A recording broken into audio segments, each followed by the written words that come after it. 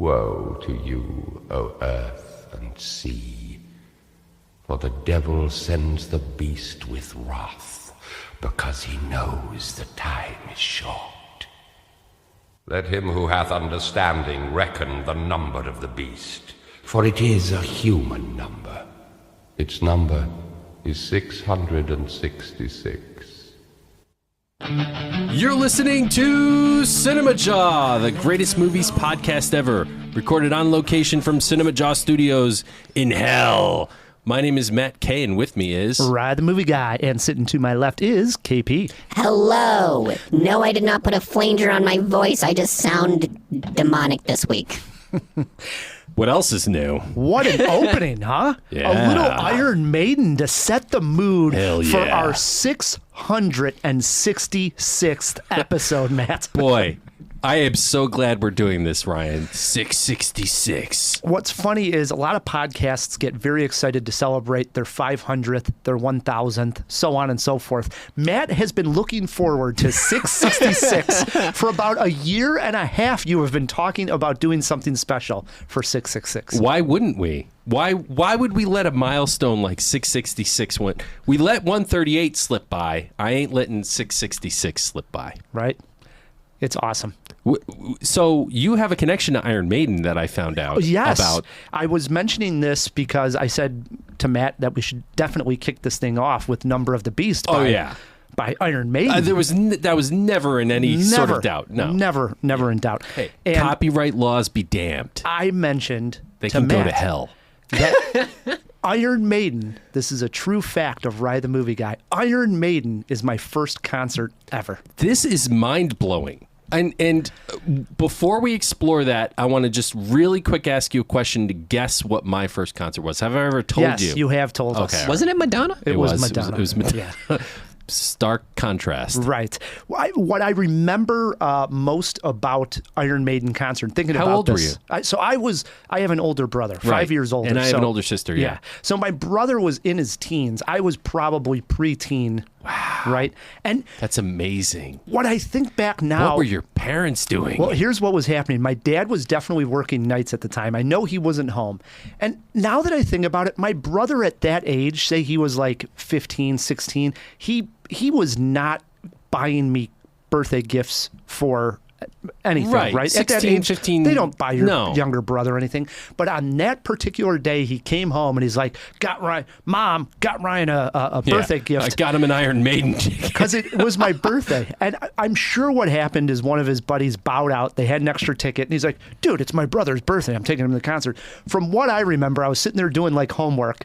And he came in and he was like, Mom, got Ryan a birthday gift. Oh, that's great. He's going to the Iron Maiden concert with me. More or less just grabbed me, threw me in the car, weed flowing in that place like you wouldn't believe. And we drove out to see Iron Maiden, and Anthrax opened up for him. Wow. Whoa. And this would have been before Joey Belladonna Anthrax. Yes. And what I remember most is my brother was very classy. He didn't want me up front because they had tickets a little bit closer. So we went up in like the balcony, and the whole place just smelled like weed. It was That's where you get the contact high. 100%. And Eddie came out. Right, their mascot. And it was like a humongous thing on the stage. And I was just blown away and scared shitless for about 2 hours.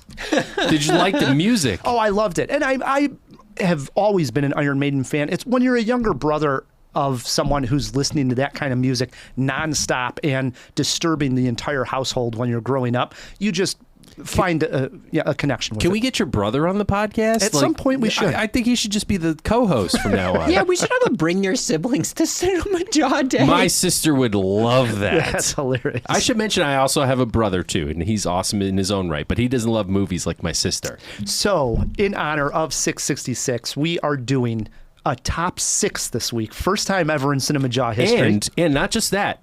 All three of us are doing a top 6, so we have a 666. Exactly. KP also has top 6.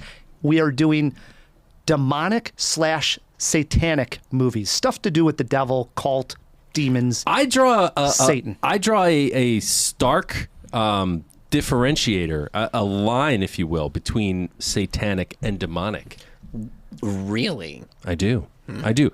And We were maybe it's because chatting. of D&D. We were chatting earlier today about like the definition of demonic, Matt and I. And I know for a fact one of my picks is going to challenge the way you feel about that, but you're going to agree with me. And one of the movies that we're reviewing today, which, you know what, why don't we just drop those right now? We're going to be reviewing 3 movies. We got 2 throwbacks to the 80s, 2 demonic movies, The Gate and Night of the Demons, and a new movie coming out with Matt Damon and Casey Affleck entitled The Instigators.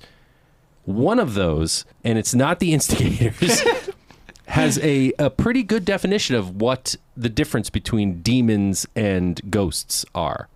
But that is different between different cultures. I have a very clear definition, and it probably comes from D&D, because there are 2 different... You know in D&D, the alignment chart, how you can be like lawful or chaotic, and then good or evil?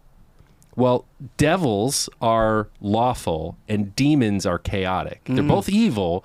So chaotic evil is demons and lawful evil is devils.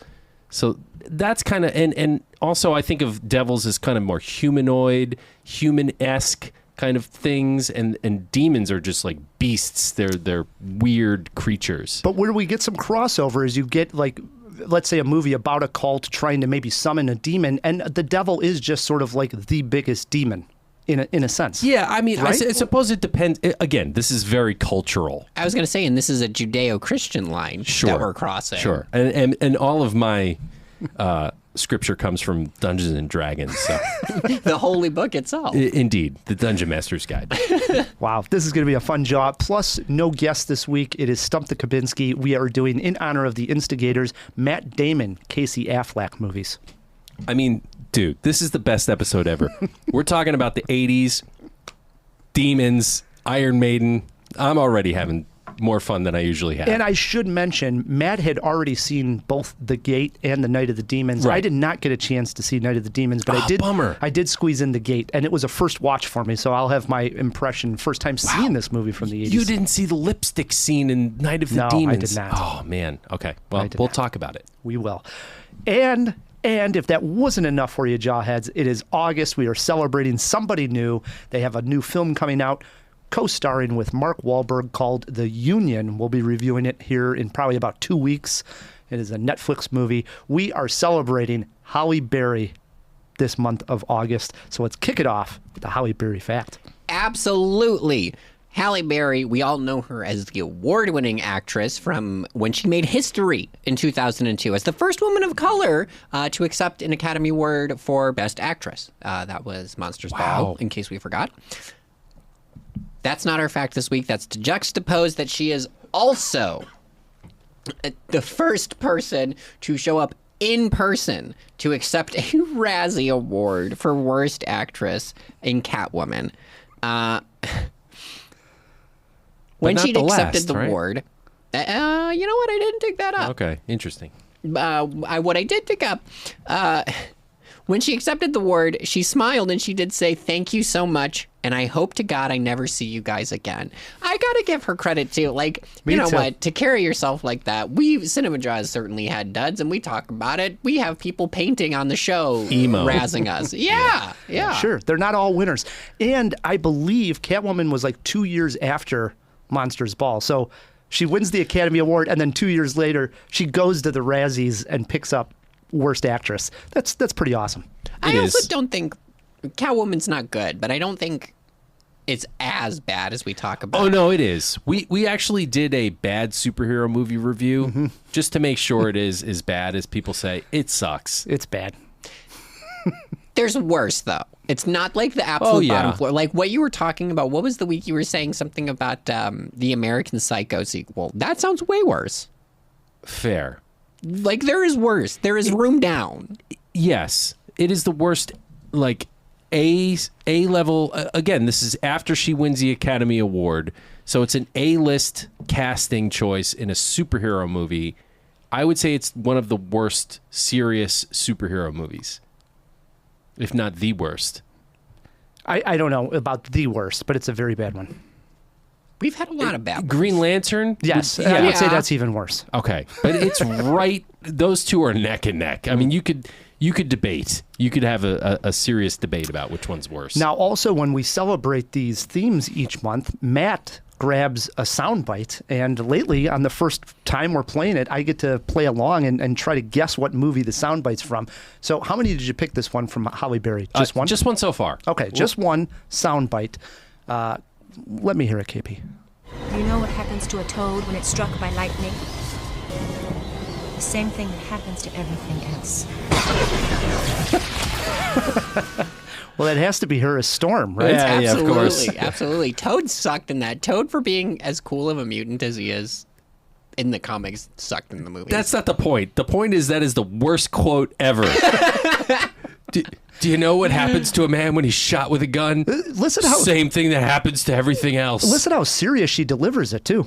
Do you know what happens to a toad when it's struck by lightning? What? The same thing that happens to everything else. Unbelievable. I wonder if this is it raining frogs. If this is us going back to that pick Ryan had previously. I really thought she was going to say something else. You know, that's Storm's big moment. You know what happens to a toad when it gets struck by lightning? Like, whoa, I didn't know. What happens? But put yourself put yourself in Toad's shoes. Holy Yeah, he's crap. hanging on to the railing of the Statue of Liberty with his tongue, and she shoots the crap out of him. Oh, man. Wow. Off and running on Halle Berry month. This is good stuff. Yeah, we'll have some more great quotes from Halle Berry. And here to go. Matt brought this up. 2 X-Men right in a row. Yes, yeah, we go from Wolverine to Storm. There we go. How about that? All right. Speaking of good times here, Matt Damon and Casey Affleck are no strangers when it comes to making a movie set in Boston. They are, however, not used to playing such inept thieves as they play in the new film, The Instigators. Written by Casey Affleck, produced by Matt Damon and Casey's brother, Ben, the film is directed by Doug Liman. Can this latest heist comedy steal a few laughs? Matt and I fired up our Apple TV Plus to find out. I got a once-in-a-lifetime squad. You the Marine? Yeah. You the ex-con? Yeah, I did time, but you only gotta cast aspersions at me, guy. Go. Good. Stop talking. No alcohol detected. The Instigators opens up with style. Casey Affleck's character, Cobby, uses a neighborhood kid to blow into a breathalyzer so he can start up his motorcycle. A class act, if you will. Soon, he teams up with Damon's character, Rory, to pull off a heist. Their job is to go to the re-election party for a corrupt mayor played by Ron Perlman. There, they are to steal a large sum of money since there will be kickbacks given at the door of said party. However, the mayor loses the election, and his big party is not well attended at all. This means their loot is far smaller than expected. Nothing seems to go right for these two misfits, and that is where the comedy pops up. The pair eventually take Rory's therapist, Hong Chow, hostage as they are being chased by Boston police, gangsters, and even Ving Rhames. Every time they get out of one mess, they just find themselves in a worse predicament. Doug Liman, who directed Damen in The Bourne Identity, peppers in some very realistic action sequences in the film. At first I found this jarring, as this is a comedy first and foremost, but after a while it started to work. I really liked a chase scene that saw the thieves get away only because a truck crashed into the back of their car, propelling them forward away from the cops. Now, the chemistry between Damon and Affleck is not the best. I liked Casey Affleck here. My issue's with Matt Damon. He played it straight like he was supposed to, but I didn't buy his blundering ways. He's too much of an A-lister to be that blundering of an idiot, I think.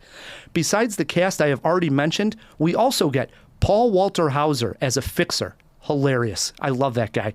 Toby Jones, our guy, Matt Kay, as a guy eager to change sides to save his own ass. And Michael Stallenberg as the crime boss. He's over the top, but effective. Plus, Alfred Molina pops up. As a lackey. But he's underused big time. Yeah. In fact, most of the actors I just mentioned are underused here. The Instigators tries to keep it simple, and that is one of its faults. This is by no means a fresh take on the genre, but I did have a good time with it. For a streamer, I'm actually recommending this one. How about you, Matt? Did you enjoy your time with Damen and Casey Affleck? Yeah, it passes. It passes, right? I agree with a lot of what you said. By no means is this reinvent the genre. It's not even like a good Boston crime movie. It's not as good as like a lot of the Mark Wahlberg stuff, which, by the way, where was he? Right. Like, you could have shoehorned him into the movie for sure. 100%. Like the whole time I'm pretty much thinking about Mark Wahlberg. It's okay. It definitely ticks enough boxes for it to be funny. And I agree with you. Holy crap. Largely on the shoulders of Casey Affleck, which I never thought I'd be saying that sentence. He's just stupid and likable enough with he's almost like the Deadpool of He really is the good example. yeah. He's like constantly cracking wise and just hitting on everybody. And I kind of liked him. Damen, wise observation there as well, because I just don't think his character was completely fleshed out. Like, he doesn't know whether to be a moron or just somebody who's so stoic and serious that he comes across as a moron. Right.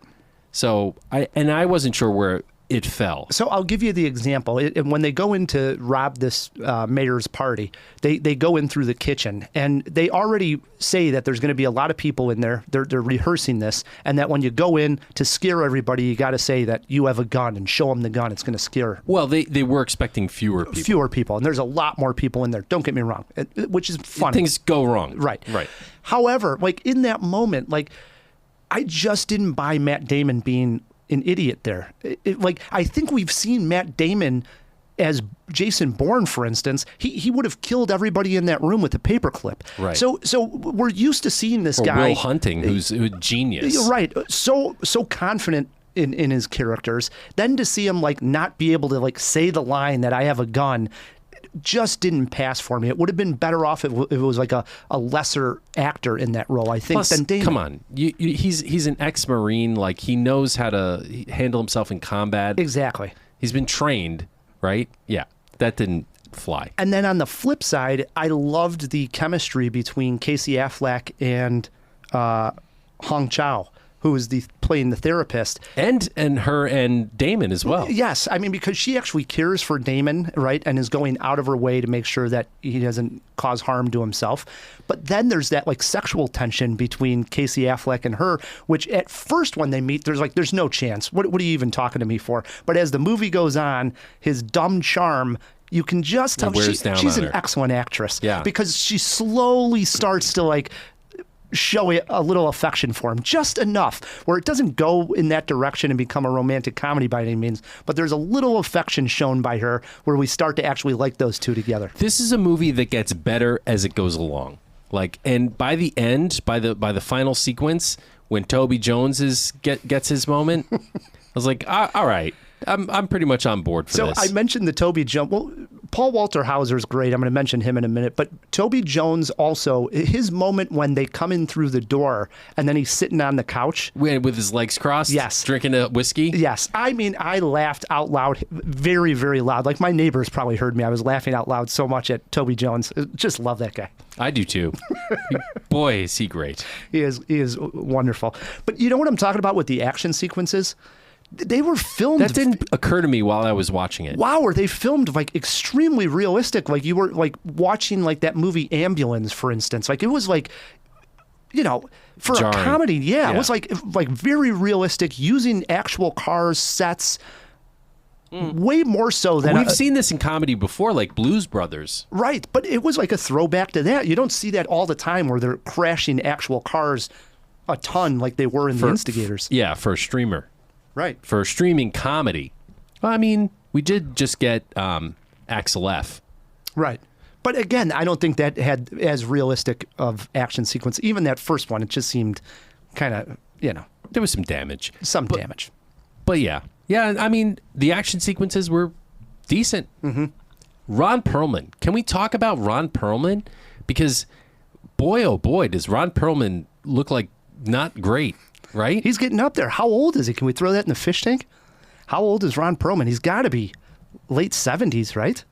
Is he? I don't know. Mid 70s? He's starting to shrink a little. His head looks like it's maybe I'm way retiring off on that. into his neck. But he looked that way.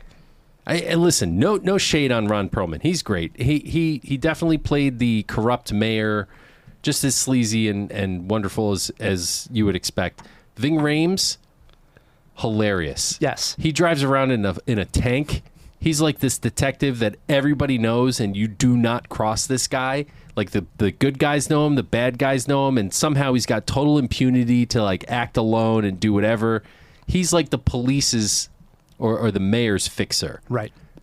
Wonderful. Liked him. Just underused, though. I thought he was used enough. Yeah? Yeah.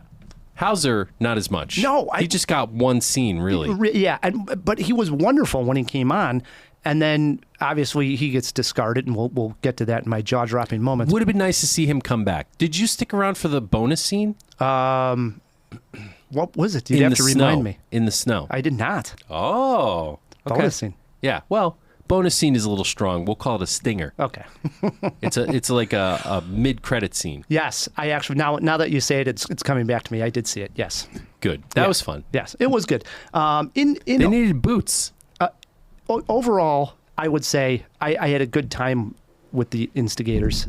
As far as a streamer goes, I saw this after a long day and was like, I had to squeeze it in on this particular day. It was a Monday night. And I was like, you know what? I'm going to crack a beer open, and I hope to God this is somewhat funny. That's the mind frame I was in. And I sat down, and I actually had a good time with the movie. It's not a strong comedy, but Right. the action makes up for it. It's not a strong action, but the comedy makes up for it. A lot of times I come on here and say, hey, this is a slow burn. Watch it in the morning or so on and so forth. This is a great one to watch after a day of work.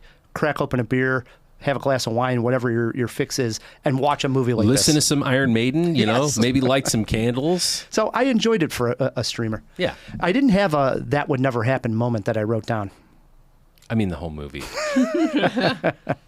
More or less, right? Yeah. It's kind of dumb if you really analyze it. But the jaw-dropping moment for me is Paul Walter Hauser. His character is a flamboyant and overly confident fixer. Already had me laughing constantly. But then he is on a porch, and they are teasing this idea that the building is about to blow up. And I think it's supposed to be like a threat, is the way it feels anyways to us. And then the building does really blow up, and he just goes flying off the porch. Hysterical. It was pretty funny. And he doesn't die necessarily. No. But we also don't see him again. But that was hilarious. That was a No, great you see moment. him. He talks after that. Yeah, He's got a but few I'm saying he lines. doesn't come back into the movie No. much at all after that. How about yours? For jaw-dropping moments, I mean, they do blow up a couple buildings in this movie. I would say it is the car chase between the fire truck and a police tank. Mm-hmm. That was kind of original. I've never quite seen that before, and I was like, okay, I'm here for that. That was cool. It was good that they impersonated firemen and were able to take the fire truck. That whole part worked for me as well. Yeah, and comedy ensues. Like, everything got a callback. It was well done. It was. For a movie poster quote, I went with, instigates just enough laughs to recommend. All right, I went with Damen and Affleck are back. It's just a different Affleck. How many Jaws? I'd give this 2.5, maybe 2.75. I'm right there. 2.75 Jaws for Ride the Movie Guy. It's not a waste of time. It isn't. No. Apple TV Plus Jawheads is where you can find the Instigators. It did get a 1-week release in limited release. Did it? In the theaters. So Apple, I think, was going to put it right on the streamer, and then they probably were like, we can probably make a little bit of money in the theaters. And now it's going to hit Apple TV. I was gonna ask you. Do you think that's for awards? But what would this be going for? No, I think it helps these streamers too. Is almost like advertising in a way. It's like a bigger movie if it goes to the theaters, and then it goes to the streamer. Interesting. So what a world it is. No demons in that movie. No devils. No, unless you count Ving Rhames. He's got that Band-Aid on the back of his neck, and a lot of people have wondered if that's like where the devil got him in Pulp Fiction. But in honor of our 666th episode, that's what we're doing. Am I wrong, or did Ving Rhames, like when they show the back of his neck in this movie, have a Band-Aid? Don't remember. I think they did. It's like a throwback. Not sure. Anyway. 666, are you ready? I am. I have my top 6. Do you have your top 6? I got my top 6. KP, you got your top 6? I already did, and I added it in more Iron Maiden. Here we go. We are doing, again, demonic / satanic movies. Has to do with the devil. You got the drill, Jawheads. KP, your first time doing a full list on CinemaJaw with us. You're kicking it off with your number 6. I couldn't be more honored. And we already talked about this at the top. This is undeniably a movie about demons, and one specific demon. I really wanted to play with the Judeo-Christian stuff as much as I could. But I really like the character. I love the Mike Mignola artwork for it. And more specifically, I like that this is a movie where the demon is a good guy, and I am going with the Guillermo del Toro movie, which at 6, Gil's good. And it's not the Gil you guys are thinking of it. It's Hellboy. It is Hellboy. Absolutely. It's undeniably a demon. We were already talking about Ron Perlman. Got to sub one out here. Hang on. Oh, wait, did you really have it? Yeah, at 6. That has nothing. He is not on your D&D chart like that. He's chaotic good, but he's not evil. He's just born of evil, but he himself, Hellboy. I have seen this one, so I'm proud that I caught up with this one right before the new Hellboy. I should be clear that this is I'm referring to the Ron Perlman one, not the David Arbor. Yes, not the David Arbor which one. I caught up with recently, and it sucks. Yeah. I almost couldn't finish it. Terrible. The Guillermo del Toro one's really good. It is. It is. Yeah, for sure. It's Guillermo del Toro. In fact, even the sequel is pretty good. Yes, he is good, but I think that's a nature versus nurture kind of thing, which this movie calls into question quite a bit. Yeah. Great movie. Yeah. Great pick. It's awesome. Hell it's yeah. awesome. No arguments. No arguments here either. I knew Hellboy would come up. I didn't know it would be at a 6. I thought it would be higher. That's all I'm saying. I'm going to go second. He is a demon. I'm going to go second to let you finish off the list, since this is your baby, Matt. I'm honored. My number 6 pick. I also knew that you guys were going to come out with some heavy hitters. I left a few off thinking that Matt would take a couple of these. So mine, I tried to find a couple of hidden gems. And lately, I've been doing catching up on horror movies. In the month of October, I write down a list of about 15 or 20, and I try to get to as many as I can. There's 3 of them on this list that I've done over the last 3 years of just catch up from suggestions on the show, so on and so forth. So thanks to all the guests and listeners for suggesting. Number 6 was one of these suggestions. Came out in 2018. It is entitled The Dark and the Wicked. And it follows 2 siblings, a brother and a sister, who encounter a demonic entity at their family farm after the suicide of their mother. And what happens here is the mom is taking care of their very ill dad. And the mom then ends up committing suicide, even though they don't think it's suicide. They go back to the farmhouse, and this movie is filled with a bunch of jump scares. And anytime you're at night in a farmhouse and out in the open like that, creepy as hell. Yeah. But the brother constantly thinks he still sees the mom alive, like in the house, so on and so forth. And yes, there is a presence, a demonic presence in the house with them the entire film, and it's creepy as hell. Nice. The Dark and the Wicked, my number 6 pick. That's a great title. I like it. All right. At number 6, I am going to sub one out for Hellboy. I am going with the 1986 Eddie Murphy joint. This was my honorable mention, The Golden Child. Oh my God, I don't even remember this. I have seen the movie, but I don't remember it that well. Okay.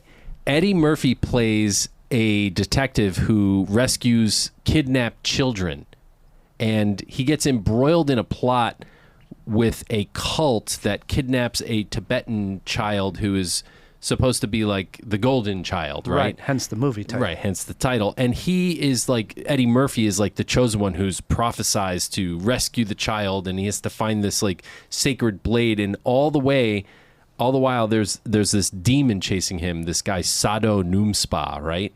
And it's Eddie Murphy, so it's a comedy, but it's also like one of those comedies that also has an edge to it.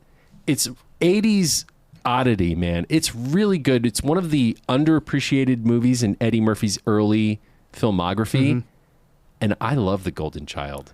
I really, really do. I have not seen it in so many years. I mean, I was a kid when I saw it, and I've never revisited it since, but I know I have seen The Golden Child. 1986, Eddie Murphy gem. Nice. We are off and running. Into our 5s we go. Yeah, so this one, it might be met with some contention. I wanted to try and avoid horror to the best as I could because I think it's a little low-hanging fruit. Fair enough. And there are demon stories that aren't horror. This one actually kind of veers into horror more than it should, given its target demographic, and it plays with the idea of a haunted house. It's an animated film where it is a haunted house, and I mean that literally, a haunted house. I'm talking about Monster House. I loved this movie as a kid. I think like Robert Zemeckis produced it. Undeservedly good for what it is. And it's just a delight. Every Halloween, it's like my tradition to watch this film because it's about them trick-or-treating at this monster house. They do a lot of really cool imaginative stuff with like the chandelier being the uvula, like the basement being the guts of this house. It's great. Yeah. It's like great. The house is a monster. Yeah. Yeah. Yeah. I have only seen this one once, loved it as well. I remember commenting that I want more movies animated in that style, made for like teenagers, that was like kind of like preteen, not little kid stuff. I love that movie. Way scarier than it should be. Like, honestly, at that age, I was like, wow, I was scared. In the line of like a Coraline, right? Like Coraline could scare kids. That's what Monster House could also do. I love that vibe right there. Good pick. Oh, yeah. My number 5 came to us from Elliot Bambro.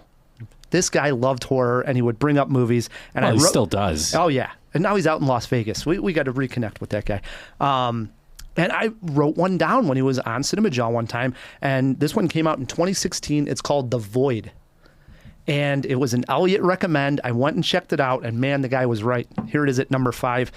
The plot in this movie follows a group of people who become trapped in a hospital.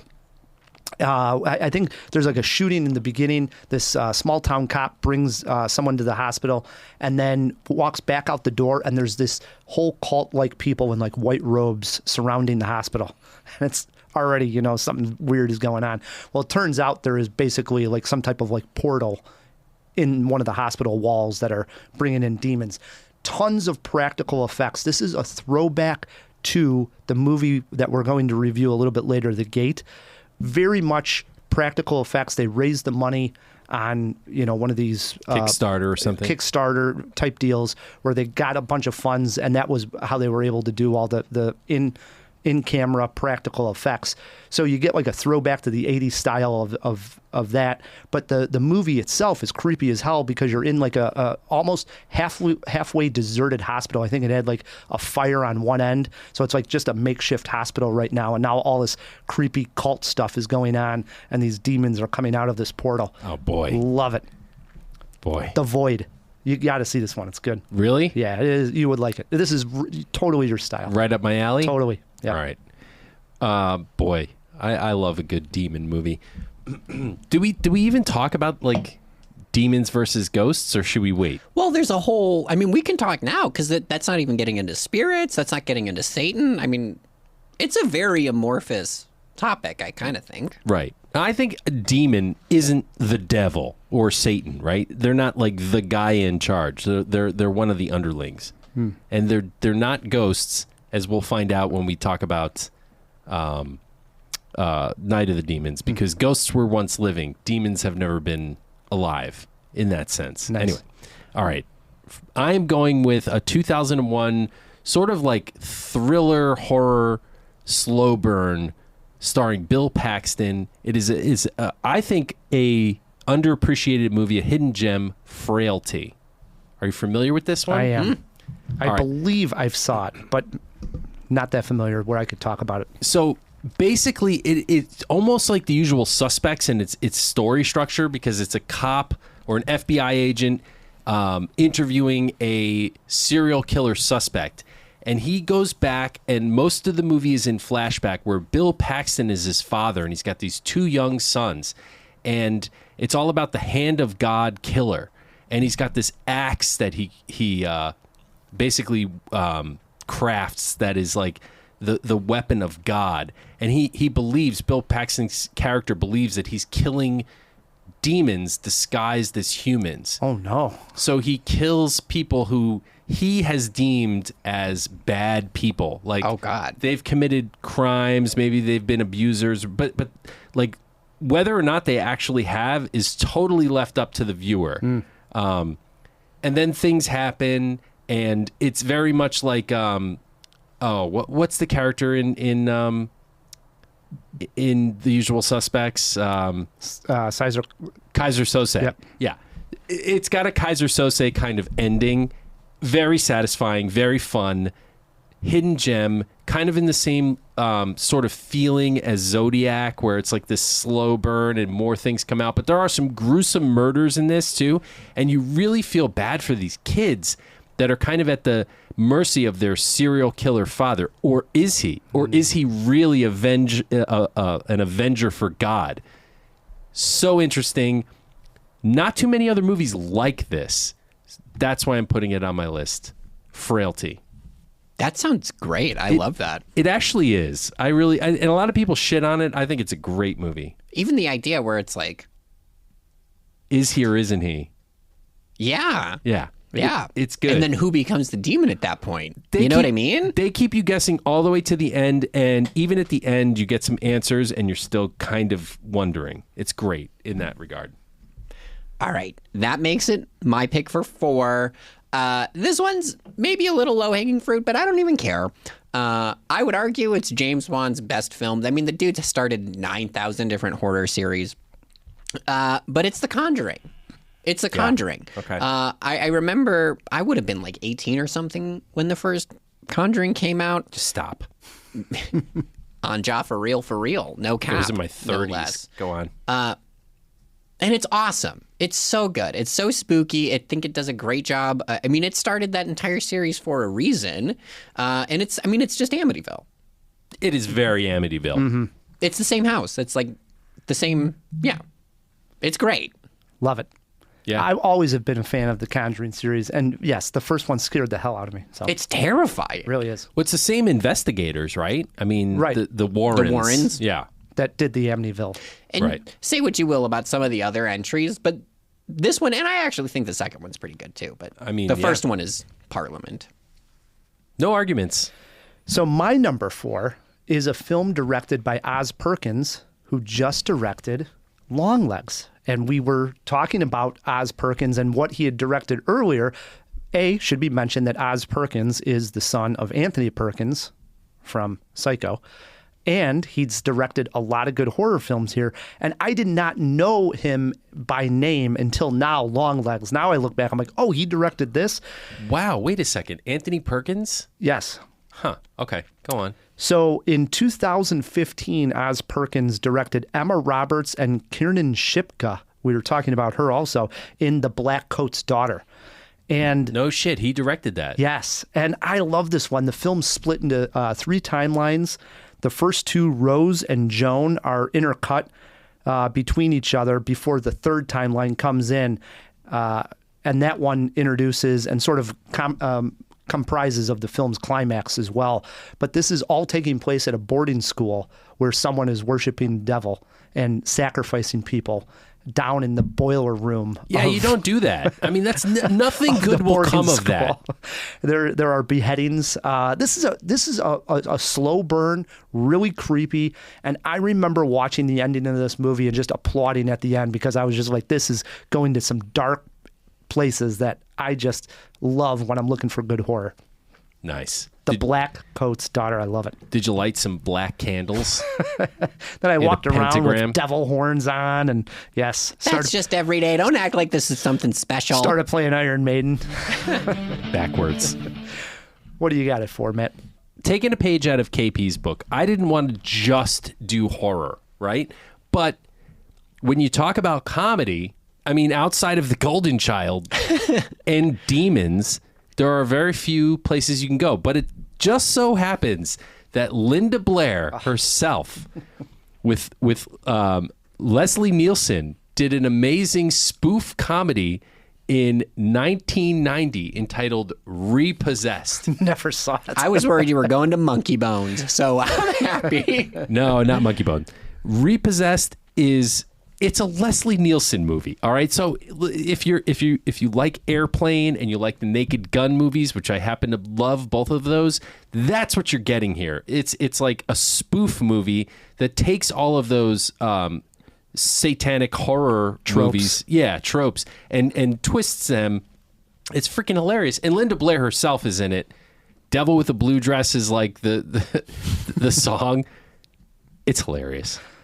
I haven't seen it in a very, very long time, but I used to rent this one and watch it again and again and again. It's fun. One more time with the title. It's Repossessed. Repossessed. I love it. That is really good. It is really good. The more I'm thinking about what that means, yeah. I love Leslie Nielsen. Into our threes. Whew. I would say we're officially in heavy hitter zone. Mm-hmm. Oh, yeah. I picked The Ring. Absolutely terrifying film. Yes. In every way. And I love, like, I mean, there's so much. I saw her face. Yeah. Right? That iconic VHS, like, what do they call that grainy thing again? Like that CRT effect? Whatever it is. Tracking? Yeah. Of Samira crawling out of that well. It's awful in the best possible way. And just like that kind of lingering threat that you have over the week's time since watching the film. I think they did a great job with the phone calls, and it's awesome. It's an awesome movie. We had Neil Edelstein on how years ago. Oh, we got to get him back on. I know. We had him on, I think, at least 3 times, and he was one of the producers of The Ring. I mean, he really got the rights to Ringu and then made the American version. I mean, great story. He also produced Mulholland Drive. Mm-hmm. Yep. Yeah. Interesting dude. But yeah, I just remember that the first episode we had him on kind of rejogged my memory about this. And I went back and rewatched and I was like, wow, this still holds up, even though VHSs aren't even a thing. Like, oh, yeah. So I had a friend back in the day when I would play poker at a comic book shop who bootlegged movies. And I'm not advocating for that. It is a bad thing. Piracy sucks. But they made a VHS copy of the film from The Ring, the short film, which... That's really cool. Yeah. In and of itself, that little short film is amazing to watch by itself. But when you pop it into your CRT TV with a built-in VHS deck, and you're like, you're going to love this movie, check it out. And you hit play, and that movie plays, it will freak the hell out of your friends. Sure. That was a really cool little thing that went around for a while. That's awesome. Love that movie. One of my favorites. Great My pick. number 3, not so popular like The Ring, but it is a hidden gem, I would say. Comes to us from South Korea, so I got a foreign film on here. It is called The Wailing. The Wailing came out in 2016. Again, this was on my horror list to watch one year. And I gave it a spin. Obviously, from South Korea, takes place in Korea, but a Japanese man, I believe it's Japanese man, comes into the village, and there are people start to die mysterious deaths in this village, and people start to say that this man who came into the village isn't just a regular man, he is a demon. And we get an investigator who goes after the man, and eventually weird shit starts to happen. People start to die more so, and there's a shrine that they discover. Very creepy imagery. What's it called? The Wailing. And it's beautifully shot. It's one of these films, just amazing cinematography. And it's 2.5 hours long. And I remember, I think I skipped it for a long time because oh my God, horror film that's 2.5 seems like it's never going to work at 2.5 hours. This thing flies by. It's just... It's got that like investigation, much like what I love about like Long Legs Korean? or so on forth. Yeah. Yeah. And it's just like you're into like the investigating of this guy who came into the village. And then once you're involved and invested in that, all the scares start to get you. The creepiness starts to get you. And of course, there's a demonic possession going on with this man who walked into the village. Really creepy stuff. Japanese and Korean horror. Always good. When they're good, they're great. They really are. I haven't seen this movie, but I do love the subtext of like, that is so deeply cultural. Right, a different culture, yeah. Well, to also be like, I mean, I'm Japanese American. I am not unaware of the fact that we colonized the ever-living shit out of Korean people in World War II, and we were awful. And I love that there is this like placing accountability theme. That's so cool. Mm-hmm. Yeah. Yeah. Check this one out. The Wailing. All right. See if it's streaming somewhere. Throw it in the fish tank. That brings us to my number 3. and I'm going with a Lance Hendrickson joint. 1988. I'm stuck in the 80s tonight, but hey, man, they made some good films in the 80s. I wanted to get a monster movie. I wanted the demon to be palpable. I wanted the demon to be an actual physical entity in the film. Didn't want to strictly stick with possessions and like, you know, there's demonic forces at play. No, I want a freaking demon in the frame. Pumpkinhead. 1988. We get a demon. A man loses his son to a freak accident involving some teenagers who were being irresponsible. Damn teenagers. Damn teenagers. Wants to get revenge. Who does he see? The local witch. She can't bring his son back to life, but she can do the next best thing. She can help him get vengeance. So he goes and he digs up this corpse, brings it to the witch, and she does her incantation and raises Pumpkinhead, the vicious demon who goes on a rampage and kills all the teenagers. It is everything you think it is. It is a horror monster movie, but for some reason it has stood the test of time. It was based on a poem I found out today. Didn't know that. It's just a good movie. I don't know why it is. They've made sequels. They're not as good. The original Pumpkinhead, it's just dark, eerie, leaves you in kind of a depressed mood, and I love it. Just the ambiance of it. They did it well. This was one as a kid I stayed away from. I was always just sort of like afraid of it, of Pumpkinhead, and I never watched it. But I'm well aware of the Pumpkinhead movies. I feel like kind of underused as like iconic horror. You know what I mean? Yeah, he got an action figure for for whatever that's worth. He got a Movie Maniacs line action figure. So Pumpkinhead is there in the canon. Nice. Yeah. Okay, I'm just gonna rip the Band-Aid on this one. I might be ruining some number ones here. It's The Exorcist.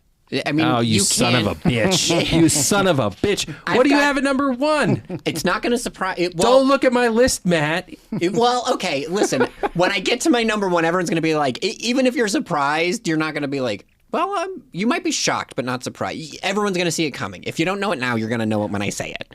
But The Exorcist, I mean, what can you not say about The Exorcist? Except for it should be number one. The second maybe not Linda KP. Blair pick. Isn't that the truth? She should be in every movie.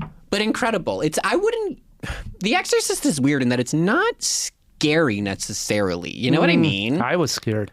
Depends when you saw it. I think it's widely considered one of the scariest movies of all time. But it's not like, when we think of horror movies, like, it doesn't have that sense of like you don't jump. Are you during The Exorcist. fucking kidding me? It's got one of the greatest jump scares of all time when the face of Pizuzu flashes onto the screen. That is pretty good. But it's honestly, when Ryan was talking about the way, like, this is longer than we remember it for. For sure. And then it's also, like, it is a very slow burn. I watch it every year. It's a slow burn. Oh, come on, Matt. It's been a while. Yeah. It's not every year. I watch it often on Halloween. It's great. It's awesome. I've seen it probably over a dozen times. I love The Exorcist. Another film that's been parodied so much that I think as through time, it stops being as horrific and scary because of the parodies. We're desensitized. Maybe. Right. People, I mean, it's hard to take the line, your mother sucks cocks in hell, seriously in 2024.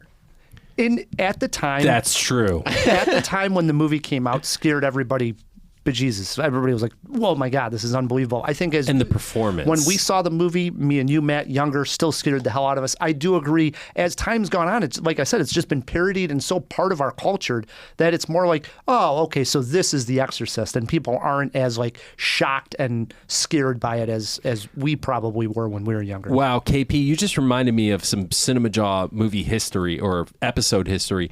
We had Nicole Nepper on, who does this. At the time, she did a blog called Moms Who Drink and Swear. She went on to write a book called Moms Who Drink and Swear. And we did profane movies. And The Exorcist was one of our number ones. It might have been mine, or it might have been Nicole's, or it might have been yours. Don't remember. But man, when Reagan, and it's my number one. So really the only mystery left is what is my number two.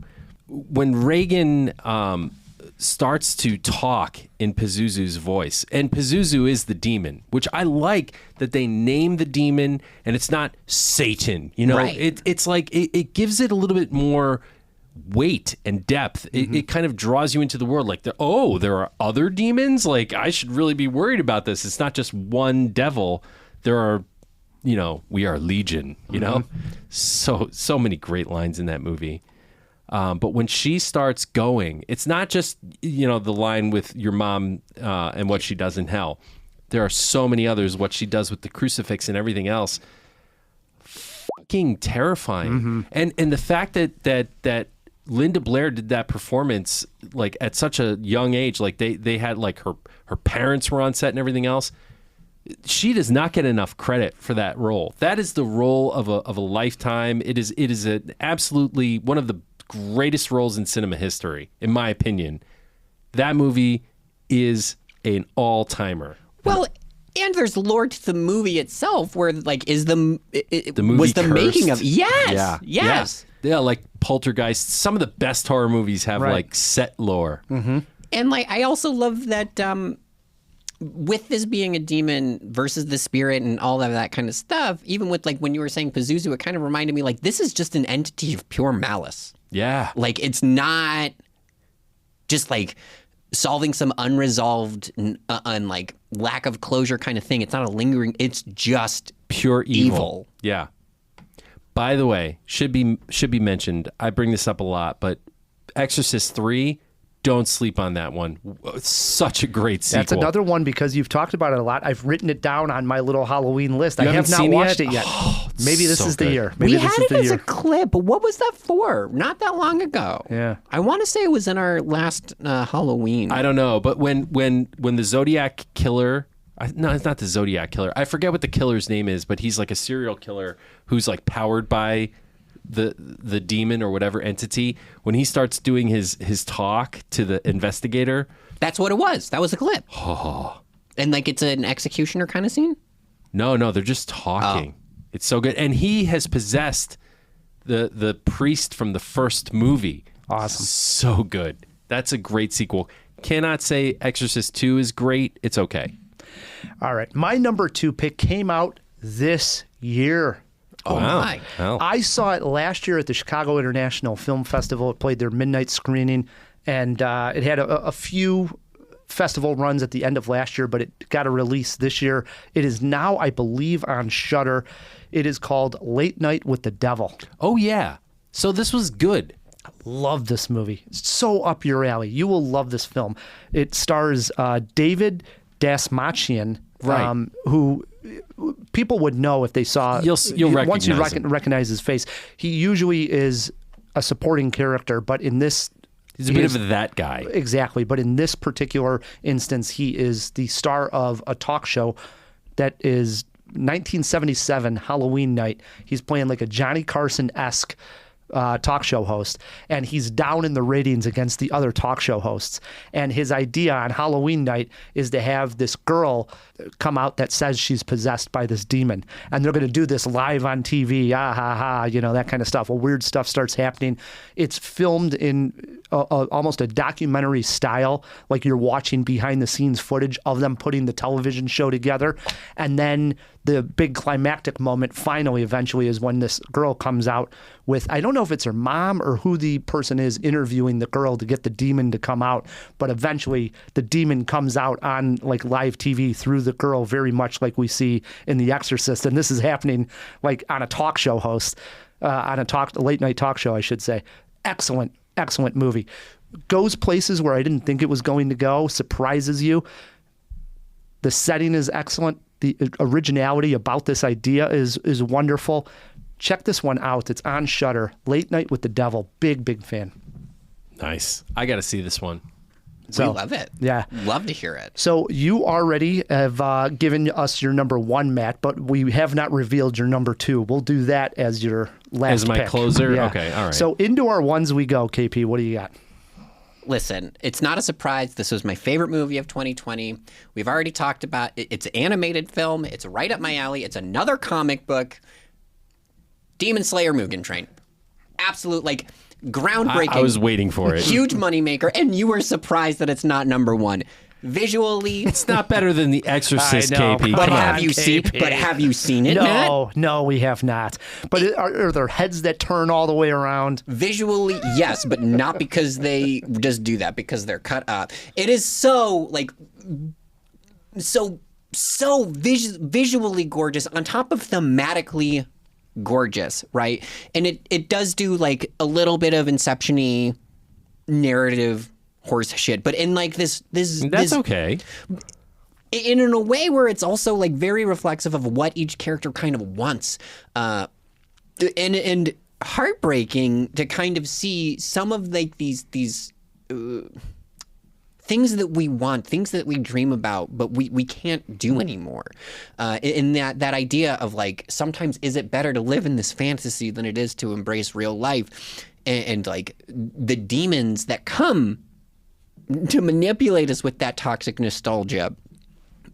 Absolutely heartbreaking film. There's a scene at the end of it where the main character Tanjiro is monologuing to one of the demons and talking about how like the courage it takes to fight these things, and like one of the whole premises of the series is how the demons aren't able to be there in the daylight, and they're always fighting at the nighttime, and it's on their territory, and the humans have to stay up late to fight them. And just having this like moment to say like, we are stronger than you, no matter how many of you are, because it's another instance of these beings of malice. No matter how many of you are, no matter how many of you take us, this human spirit, we are stronger than you. It's incredible. Like, if you don't get a little misty-eyed at this film, either from the visuals or from, and I have not even touched on this because listen to the top 10 of 2020 or the review I did of it. I forget when that episode was. It is phenomenal. This film. How many times did you see this in the theater? 4. Yeah. And It's even your be- Titanic. Even before I do owe it to KP to see this movie. Even before I had seen this 4 times, it still outsold Spirited Away and became the #1 anime film, like top selling, for a good reason. I was It gonna is say, that good. like, you could make an argument for some of the Miyazaki films, because I think like No Face and stuff like that. Yeah. They're not necessarily demons. But, I very specifically left Spirited Away off because I was like, this is spirits. And Yeah, there's like, it's- that feels a little bit more good and virtuous, I and not agree. in the Hellboy sense. even if they're dangerous, they're not exactly like beings of evil. Yeah. Yeah. Fair. My #1 pick, 2018, maybe controversy as far as where it fits in on the demon, devil, satanic, but this is very cult-like, and I believe she is eventually possessed by a greater power here. I am going with Suspiria as my Okay. #1 pick. Okay. And The original? no, I'm No, actually, 2016. It's 2018. I'm picking the sorry. 2018 remake. Now, at the time I saw the 2018 movie, I had not seen the original. Since then, went back and watched the original Suspiria. I love it as well. It's very different. Totally different movies. Same premise, but Suspiria 2018 takes it in a whole Different new direction, direction. yeah. It stars Dakota Johnson as an American woman who goes to this prestigious dance academy in Germany, and it is run Scary right there. by yes, Tilda Swinton, who plays 3 different characters in the film, but she is the lead witch and let's just say the lead of the dance troupe there, and we get this great possession scene in the dance where Dakota Johnson is doing the dance and possessing another person in the room. But it's really the ending of the movie that gets off the rails and into that satanic kind of moment when we get down into the underbelly of what's going on at this dance school. God, I kind of forget. Oh, it's creepy as hell. And it turns out that Dakota Johnson, I don't want to go into spoiler zones, but we'll just say Dakota Johnson's character plays a much bigger role than I think she thought going into the academy. Great flick. Great flick. Yeah. I remember loving it. Yes. Especially Tilda Swinton's performance. And I love, where I saw this was at the Lake Street screening room. Now, we've only Boy, been. I haven't been there in a long time. Right. Years, since before the pandemic, I believe. The Lake Street screening room is closed to the public. They put it out for like press Critics screenings. only, yeah. This is where Roger Ebert watched tons of movies. Yeah, I've only been in it maybe less than 10 times. This was one of them. Yeah, same. And probably like 10. And it was one of those where they were trying to get, as many critics to see it before the end of the year. And so they were like, well, there's one more. We're going to do it at the Lake Street screening room. And there was like maybe like 6 of us, It was like me, Adam Kempenaar, Josh Larson. Just for listeners, like it sucks, honestly, watching movies there. Because like one of the cool things about watching movies in a theater is your anonymity. Right. Like you can get up and go and like maybe somebody knows it's you going, but like... There's the publicists outside the door, and there's like they're waiting for the 10 people screening the room to give their opinion. Yeah, there is no anonymity. Like everyone like knows you. So if you burp or scream. But what was funny about that was it was the perfect setting because it was just so creepy of a movie. I think being in with just this small screening room with 6, 7 people, it was like added to I think the atmosphere of that movie. I remember being like, oh my God, I turned to like Kempenaar, one of them, and I was just like, dude, I'm going to have a scary walk home. Like, this creeped the hell out of me, Yeah. It was good stuff. So, Suspiria, my number 1. That leaves us with your number 2, which wasn't spoiled yet, man. And I feel fine with this being the last, the ultimate movie mentioned on the list. It is Clive Barker, 1987, Hellraiser. Hell nice. yeah. Hellraiser. You were stuck in the 80s. In the good way. I'm stuck in the 80s, Pinhead. and that's fine. Here's the thing that I think makes this such a great demonic movie. The Cenobites are a gang of demons who are obsessed with pain and have fetishized pain into this like weird, evil, sexual act. And it's perverse and gory, and I can't think of a movie before it that is anything like Hellraiser, and there have been a slew of movies after it that have tried to recapture that lightning in the bottle. The practical effects, when you think about the scene where the guy is just in his muscles and hasn't quite grown his skin back, so good, and all the blood. And then you get the like razor wire that shoots out of the Cenobites. Yeah. Wonderful practical effects. Clive Barker was truly sick, like truly, truly sick. And I think this is my favorite Clive Barker movie. It's really never been matched. There have been a few movies that have come close. A few of the sequels have come close. I did like the latest Hellraiser. What was that, 2-3 years ago? It was okay, right? But everything that was great about it just harkened back to the original. Right. Mm-hmm. And then there's the one that wasn't Hellraiser but in space, Event Horizon, with the guy from Jurassic Park. What's his name? Yes.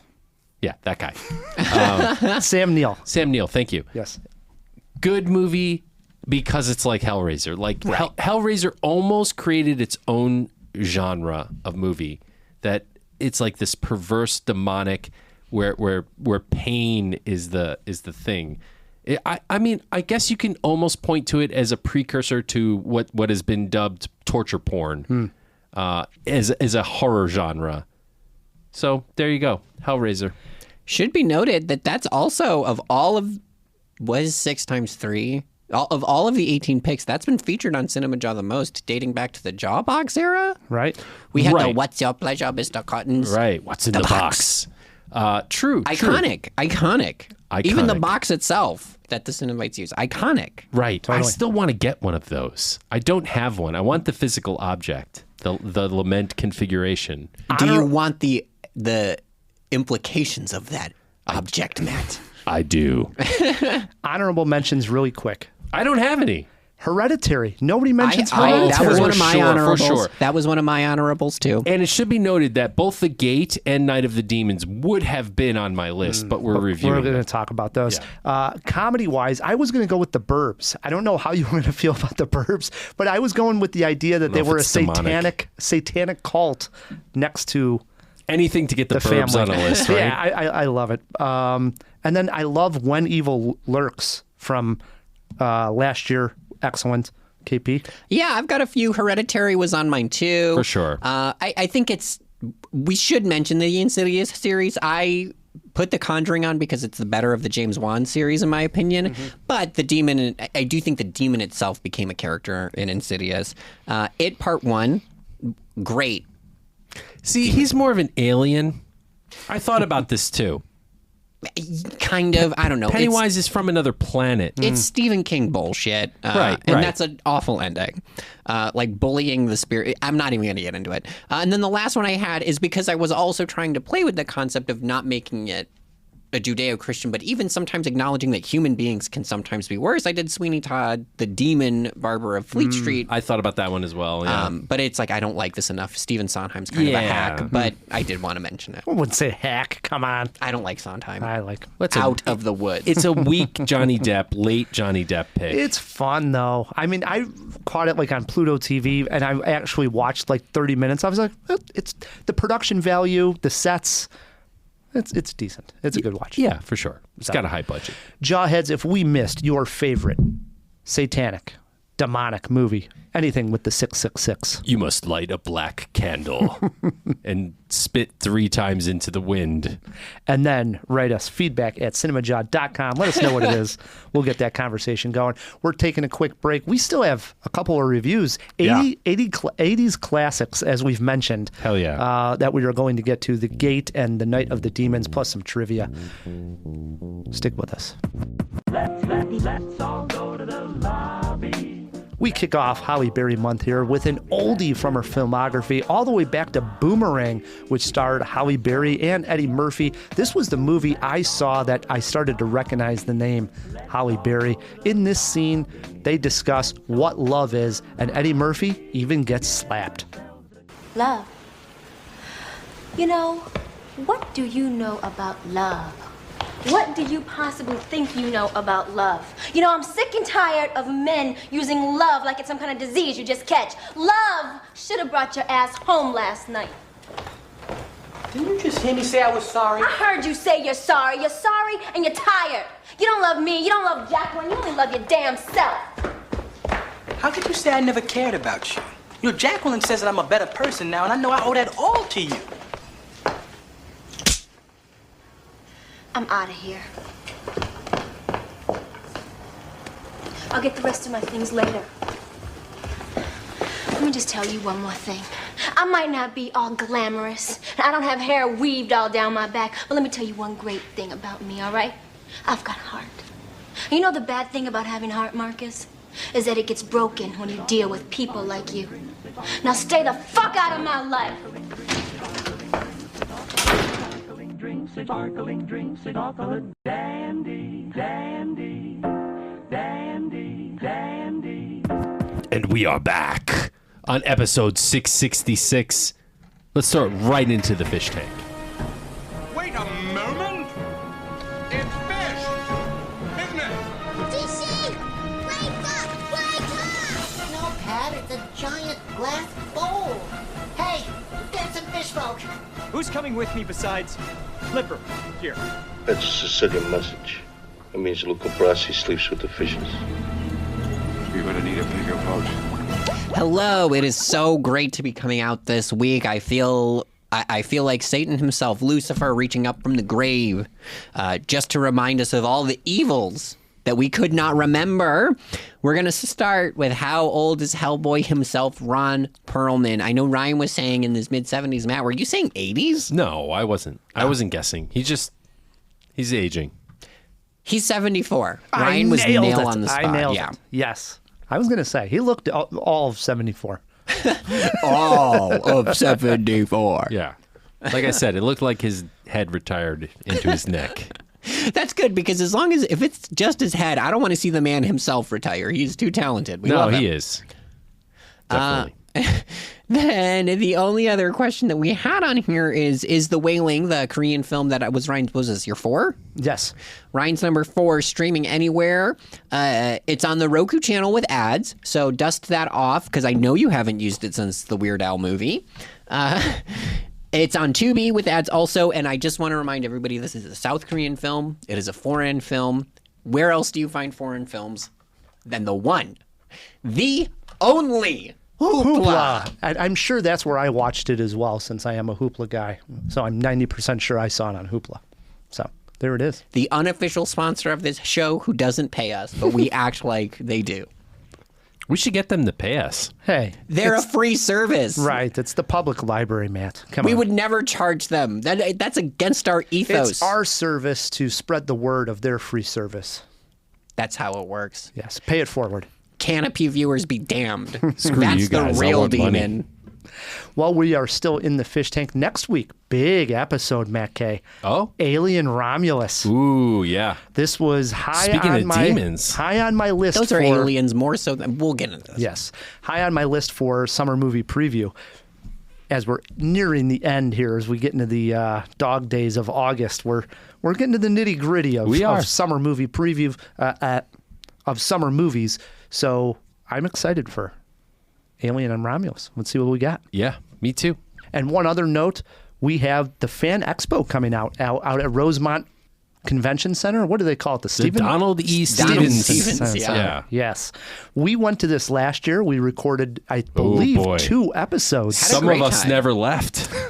Iconic arm wrestling photos taken from there. Yes.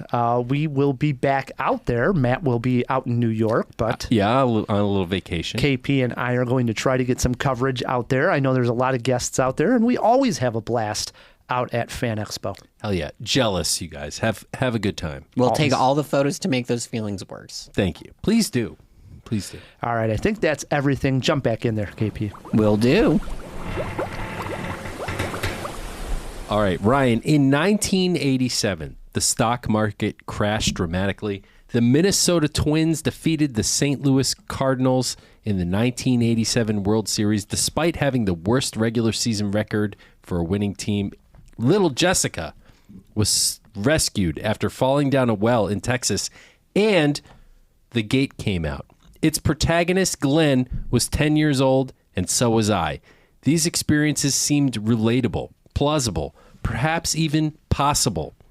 Video stores were soaring at the time, and the evocative cover art of the gate showed a demonic claw and gleaming eyes piercing through the logo. It would be a sleepover rental staple for years, plus a fantastic third life on late-night cable, and perhaps the perfect gateway drug to horror made its way into my brain at an early age, rent-free. I love The Gate. It's up there with Time Bandits and The Goonies for me in terms of 80s movies starring little kids. Also, I think it's similar to those titles in terms of quality and even thematically, but 37 years later, does it still hold up? Is it still open? There is a passageway to the most evil place you can imagine. A gate behind which the demons wait to take back what was once theirs.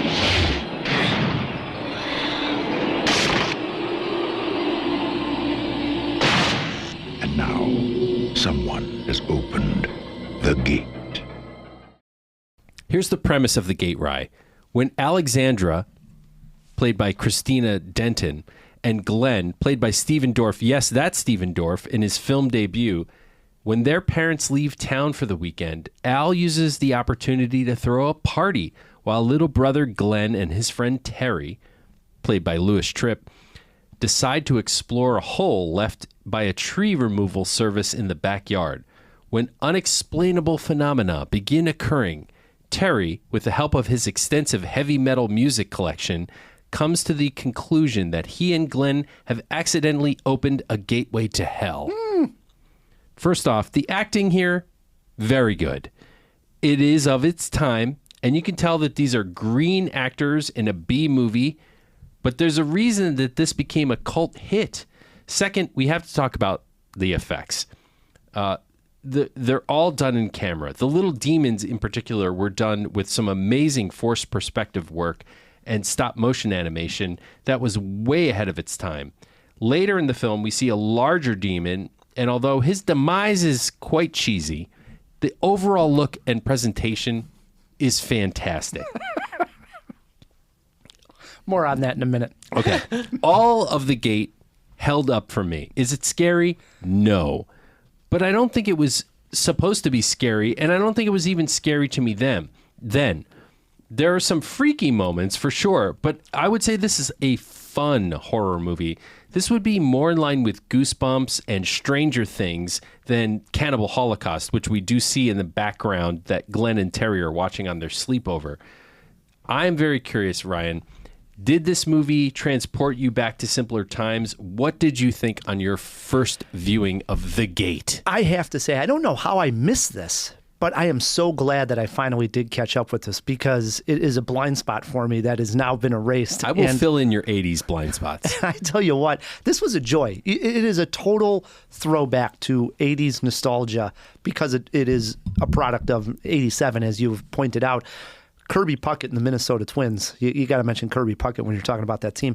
But the effects are great. You're right, it's not meant to be scary. You pick up on a lot of Spielberg influences here.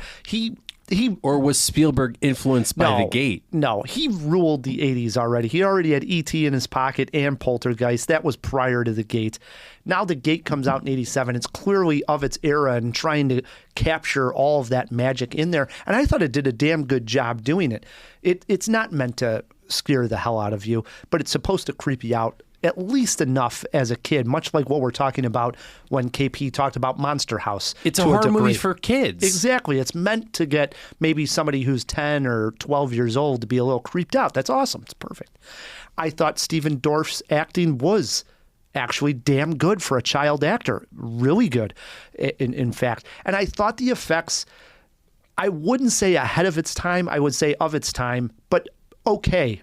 Solid. The stop motion worked for the most part. I mean, for its time, it was amazing. But my issue is what you're talking about with the big demon that comes out at the end, and you're saying that this is good.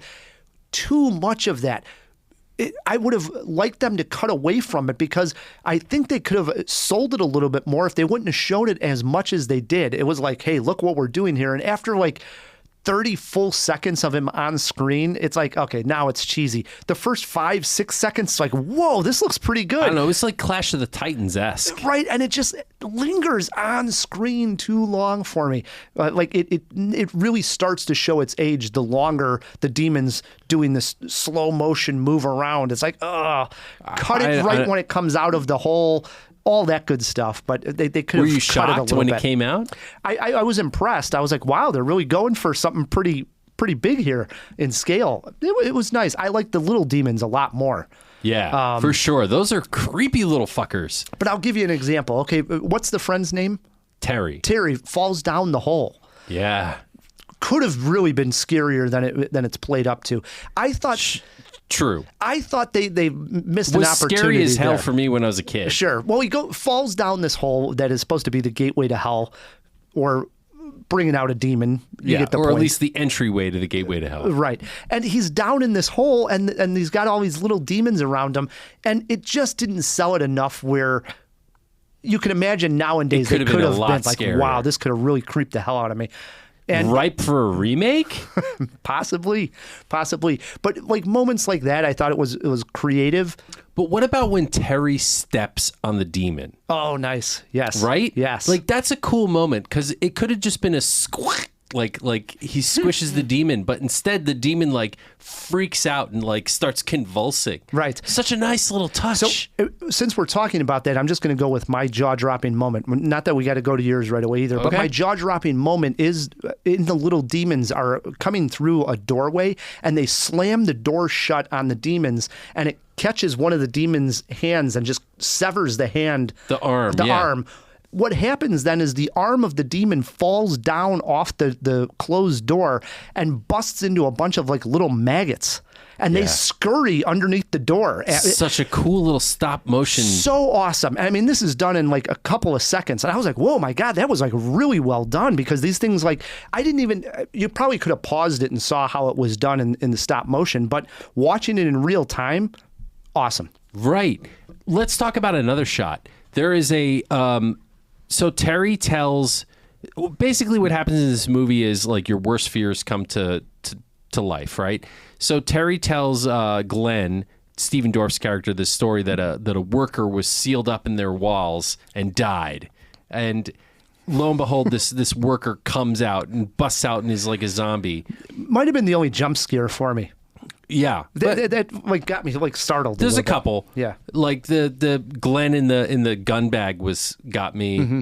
And then when they collide at the door, I don't know, that got me. But anyway, this zombie at one point collapses and falls onto the floor and breaks into all these little imps. Mm-hmm. And that is done fully in camera. We see this man-sized, like 6'3" actor collapse onto the floor and then busts into these little imp creatures that are forced perspective guys in rubber suits. Wow, did that look good. Like, I actually watched this in slow-mo to try to see the cut. You can't see the cut. Such a good practical shot. Sure. I mean, it holds up, dude. That is a great shot. If this was made today... Oh, no, that's in Night of the Demons. Okay. Never mind. Okay. If this was made today, PETA would have such an up in arms because there is a dead dog in this scene in the movie. And how about the way this guy carries the dead dog? Yeah, such an obvious like fake dead dog. Oh, terrible. I mean, we're praising the effects. I haven't seen a worse dead dog in movie history. I mean, this is clearly like a stuffed animal that he's carrying around, and the way he's just carrying it so like haphazardly, nonchalant. Yeah, nonchalant. Like, oh, let's just go bury this goddamn dog. You know, I was like, what the hell? Have some respect for the dog. And then on top of that, poor Glenn. Okay, Glenn's parents leave. Which he's a little traumatized about. Let's go over this. Glenn is about a 10-year-old kid, as you're saying. He has an older sister. The parents leave them for 3 days. Totally 80s. Yeah, totally 80s. I had that happen. Yeah. Smoking in the station wagon. Right. They pull off and they leave. Now the dog dies, and Glenn's sister goes out that day. So literally imagine a 10-year-old boy. Parents are gone. The dog dies, and he's home alone. Yeah, no trauma here. Nothing. Oh, I think that's the point of the movie. I mean, I honestly think that there are some themes here about like abandonment issues and everything else. This is very much like Time Bandits in that way. That's what I said in my review. Like, it's about like isolation and being a latchkey kid. Yeah. That's part of the magic of this movie. It was a joy to watch, and I thought the hole in the ground, going back to the actual the tree that gets dug up. Yeah, and there's a cool like prelude to exactly what's going on there. Yeah, I thought all of that was really well done. The idea that there had to be a sacrifice made, and it ends up being the dog. Pretty awesome. Right, and then 2 human sacrifices. Right. So I enjoyed it. I'm very happy that I watched this one. How about a jaw-dropping moment from you? The hand-eye coordination. Wow, that was good. You know, like this is a scene that freaked me out as a little kid. Early in the movie, Glenn gets a wound on his hand from a splinter that came from the gate to hell. You know, like a little piece of wood cuts him, and it's a pretty gruesome little like practical blood scene where he pulls out the splinter. And then later, that wound is touched by the demon, and he opens his fist up, and you see his palm, and there's an eye there. And it looks around, and it's so creepy, and it's such a great practical effect. It's so good. I'm going to say those words a lot, but I don't care. And being a guy who plays Zelda games a lot, it reminded me of the eye that a lot of times you got to shoot with an arrow to open up a door in a dungeon. You know how they got those eyes? Sure. It looked like that kind of eye. It was just like, yeah. And then he stabs the does eye. wind up stabbing it, which so I think is that's another what reminded gross, me of it. So good. So good. How about a movie poster quote? All right, I got one. The Gate is still a great place to start for young horror fans. Nice. I went with a gateway to fun 80s horror. Right. There so you go. We're on board on that one. If you got kids out there and you want to, give them a scare in a fun way, because again, this isn't going to terrify anybody. Right. I think this is perfect for like strong 11-year-olds or 12-year-olds. Right. And it's a joy. It's in that Spielberg-esque vibe of like a poltergeist, but watered down. A little watered down, but in other ways not. It's a good. It's right in that vein. The scary stories to tell in dark films we had recently, right? Exactly. Yes. Yeah. It is streaming on Amazon Prime. That's where I caught it. Did you watch it there also? YouTube for free with ads. Well, it's on Prime with no ads if you want to do it that way. So I saw it there on Amazon Prime. It's on YouTube. So check it out, Jawheads. Yeah. How many Jaws? Oh, I did not give my Jaw rating. You're going to believe this? 3 Jaws. Well, I give it a perfect 4. Nice. Well done, Matt. This is 80s gold. Yes. This is a master pick from Matt Kay. Oh, for sure. Speaking of which, should we launch right into Night of the Demons? I did not see this one. So. All right. And which sucks because I didn't write a whole big thing because I was hoping to get your take here. But let's start with a clip. I had to go see Blink Twice, the new Channing Tatum movie. Oh, yeah. All right. Now roll that clip. A full moon. A spooky, deserted mansion. Halloween night. All right, dudes. And dusses. Let's party! 10 kids. All they want to do is raise a little hell.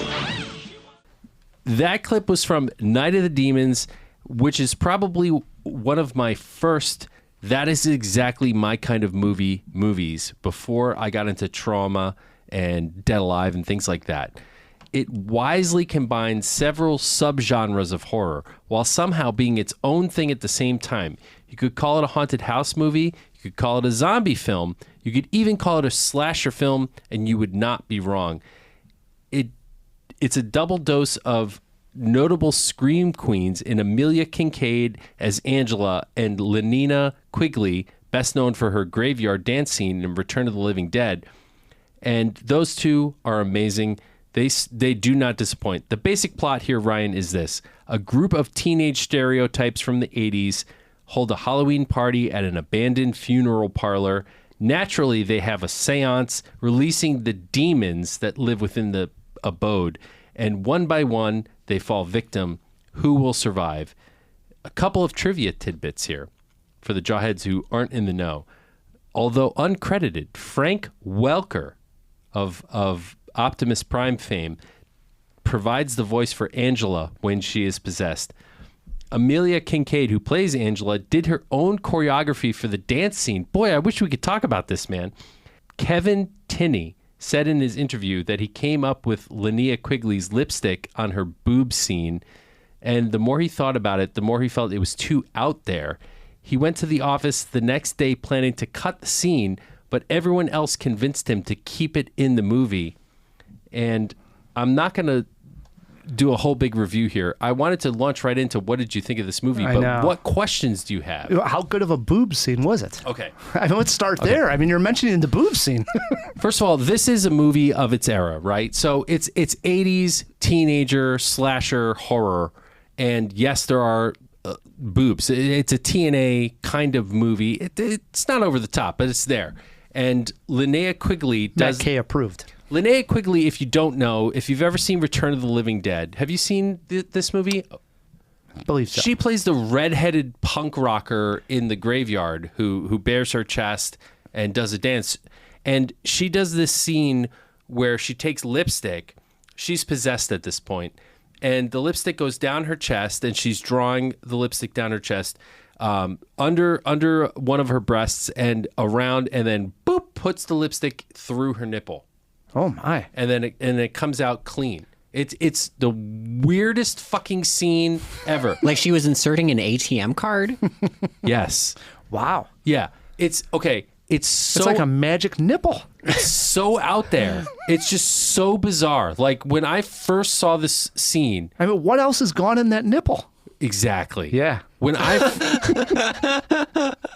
first saw this in probably the early 90s, I was like, what the freaking hell? It's such a weird scene. It just makes no sense. And What's weird? Yours can't do that? No. Should I see a doctor? So amazing. So amazing. And that, it sort of set the tone. I mean, like, listen, I'm not just saying this because there's boobs involved. I think that is the scene that makes this movie. And it's still talked about today to the point where in the sequels, lipstick plays a heavy role. And I haven't seen the sequels. After rewatching this movie, I went down the rabbit hole on YouTube to see if the sequels were worth watching. Turns out 2 may be worth watching, but way more tongue in cheek, and 3 just don't bother. Yeah. But lipstick plays a role. So the first one more nipple, the second one more tongue in cheek. Yeah. Well done. Well done. This is like an 80s teenage horror movie to the extreme. My jaw-dropping moment is the lipstick scene. If you know, you know. Poster quote, I will say, you'll never think of lipstick the same way again. It's all about the lipstick. You got to see this scene. Listen, if nothing else, just go on YouTube and watch this scene. I'm going to watch this Halloween for sure.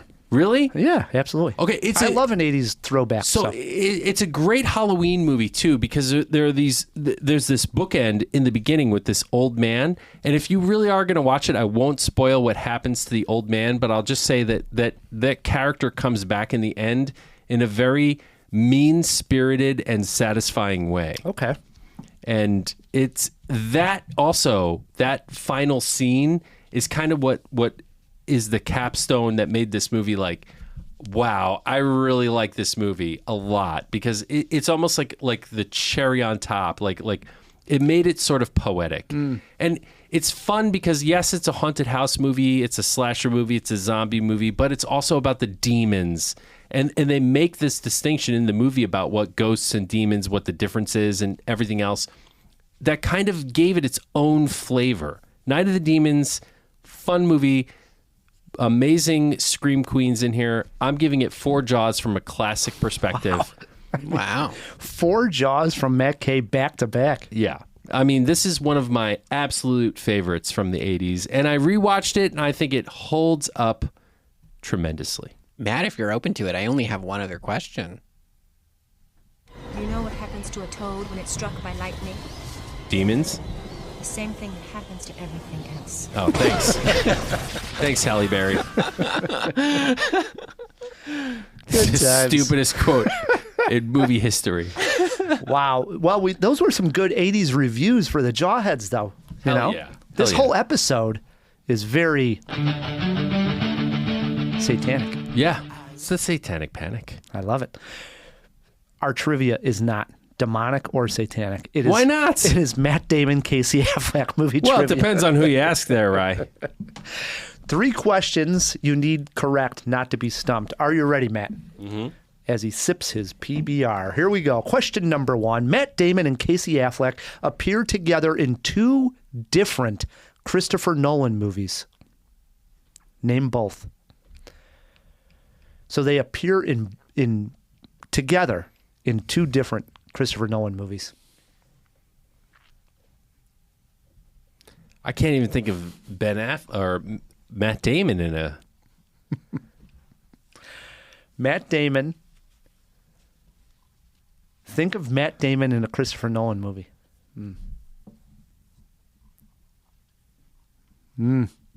This is question number 1. Yeah. This could have been a little bit later in the game. But if you think of Matt Damon in a Christopher Nolan movie, so think of Christopher Nolan movies, and then you got to think, is Matt Damon in that movie? Yeah, he's not in any of the Batman movies. No. Those are Gotham, not Boston. Did Christopher Nolan direct one of that one with him and Mark Wahlberg? No.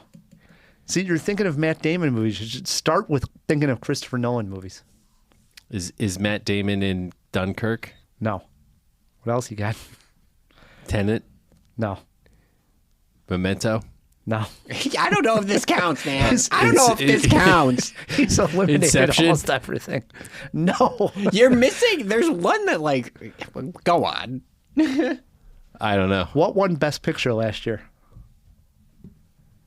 What won Best Picture last year? Yeah. Came out the same weekend as Barbie. It was your number 1, dude. Oppenheimer? Casey Affleck's in Oppenheimer? He is in Oppenheimer. Get the fuck out of here, really? So is Matt Damon, obviously. So that's 1. So now you just need 1 more. And it's not one of the ones you mentioned, which is whittling it down by a lot. Give me a hint. Can't. All right, I don't know.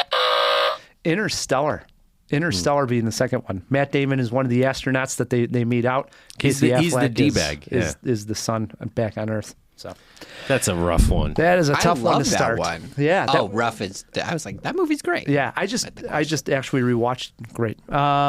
Question 2 over to Matt K. Matt Damon appears in one movie with your boy Danny DeVito. Matt Damon, Danny DeVito in one movie. Name it. Wow. And it's not Batman Returns.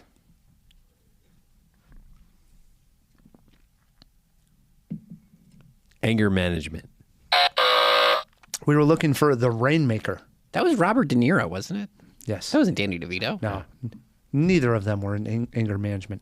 Matt's just going crazy. No, Robert De here. Niro was. I know. You didn't say the twins. Not Matt Damon or. Question 3. Matt. The first film Casey Affleck directed starred Joaquin Phoenix and came out in 2010. Name it. That was the one where he was a rapper. It was a mockumentary. Classic David Letterman moment. Classic late night talk show moment. We just don't get those anymore. I'm getting anymore. the title confused with "I'm Not Here," which was very close to that. It's I'm Still Here. Yes, there you go. You're on the board, Matt. You are on the board. One question correct. Question 4 over to Matt. Matt Damon made one movie with Jodie Foster. It came out in 2013. Elysium. That is correct. Wow. I love that movie. I'm the only one. It comes down to the last question. Number 5. Here you go, Matt. Casey Affleck made one movie with the great Robert Redford. Casey Affleck, Robert Redford. It came out in 2018, and it was reviewed here on CinemaJaw. Name it. 2018 was pretty close to the end of Robert Redford's career. I believe he's still acting, but go ahead. Didn't he retire with Old Man and the Gun? We'll give it to him. It's Old Man and the Gun. That was the way to go. Well done. Thank you. Yeah. That was going to be my guess, in all honesty. That was it. Matt is not stumped this week. You got the last 3 questions after 2 tough ones. How about that? I'll take it. I'll take a win any way I can get it. It almost seemed like he was possessed on the last 3. Did it not, KP? I'm still not convinced he's not, to be honest with you. You can't see this, but Matt's head has not stopped spinning this entire time. That's Unreal. that's just normal. Matt, it's normal. It brings us to the end of 666. Do you have anything to say to the Jawheads? No. Maybe light some candles. Say some prayers, and hope that the devil doesn't get you tonight. Oh, I've got words for the Jawheads. They're most important words we're going to hear all night. And it's that if you don't leave us a review, that's a great way to support the show wherever you're listening to this. If you don't subscribe to us on Patreon, KP herself will stick a tube of lipstick in both of her nipples, not just one. And think about what you've done, guys. Yeah. In the interest of malice, think about what you've done. We should play this backwards. That actually happens in the gate. They do the record backwards. I know. I like that. That was nice. So good. That was fun. We also want to thank the Patreons. Thank you for supporting this independent podcast here, lifeblood of the podcast. And you get fun extras, which is always great, too. If you want to join us over there, go to patreon.com/CinemaJaw. Also, thanks to KP for joining us on a top 6 and editing this wonderful podcast. I wouldn't want to be anywhere else. This is my time to shine because after this list, I will be exorcised back into the fish tank for good. So, hey, if you want to support us for free, just click some buttons, subscribe, like, leave us a review, all that good stuff. It really does help. Yep, and follow us on social media. We're everywhere at CinemaJaw. Doesn't matter what social media platform you are subscribe to. Whatever it is. Whatever you like. We're on it, I'm sure. Yep. So do it, Jawheads. Until next week, I'm Ryan the Movie Guy. I'm Matt K. And keep on jawing about the movies.